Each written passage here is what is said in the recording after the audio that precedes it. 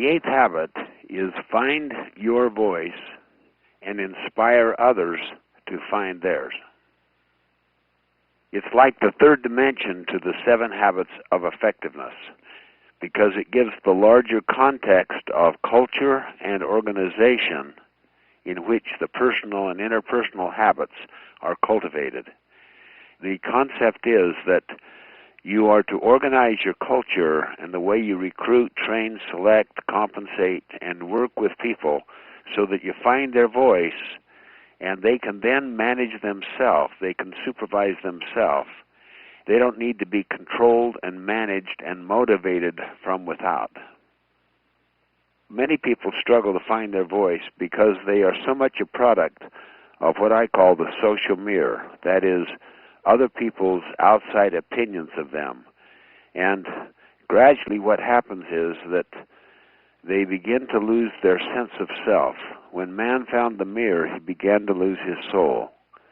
He became more concerned with his image than with his self.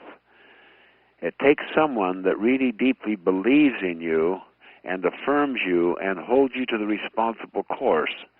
Every time I speak to large groups, I always ask the question, how many of you have achieved whatever level of success you've achieved partly or largely because someone believed in you when you didn't believe in yourself? And literally over 2/3 of the room will raise their hands, and when you listen to their experiences, they become very emotional, and the audience gets very emotional because they empathize with what's going on, and they also remember their own experiences in the same way, which just taught me that leadership is not a position.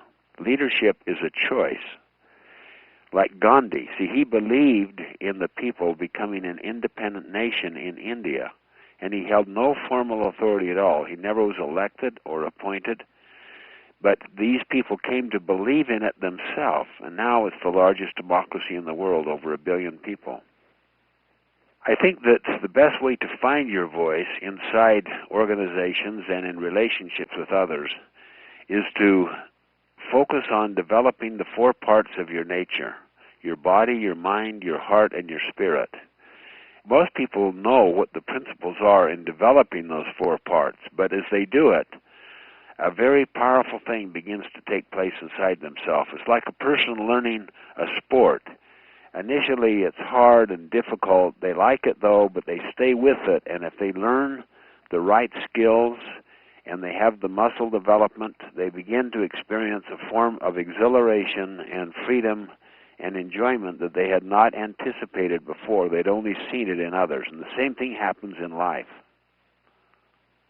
The 8th habit in helping people move from effectiveness to greatness focuses on how to build these principles into the culture and into the structure and systems and processes of an organization so that it goes beyond personal and interpersonal effectiveness and it creates a kind of sustainability. A physical metaphor I use to teach this is I take a candle, a little candle which can destroy any building if it's properly placed, and it has tremendous potential for good in giving off light. And then I light that candle through friction, through discipline. And then I take another candle and bring it very close to that, which symbolizes a relationship of someone who believes in you and cares about you and won't give up on you, but holds you to the responsible course. And then I light a candle to show how an organization, if it builds its structure and systems and processes on these kinds of principles, that it will continue to burn for hours. And it symbolizes how you develop a culture inside an organization that is reinforcing of each other and gets people to execute their strategies and gets them on the same page about what is really important. Most organizations are not like that. Most organizations are a fruit of the industrial age of control. People are not on the same page. Office politics dominate. You have low trust in relationships, and you have a feeling of having lost your voice, a feeling of being dehumanized and just being amalgamated among all the other things. You're even called an expense. You're not an asset. Machines are assets, but people are expenses in the financial statements, and that psychology affects everything else, including defining leadership as a position. So you say, well, where's the leadership, see? Well, all the people can be leaders if they will strive to find their voice and inspire others to find theirs, and it can be distributed throughout an entire organization. This is called moral authority, as distinguished from formal authority.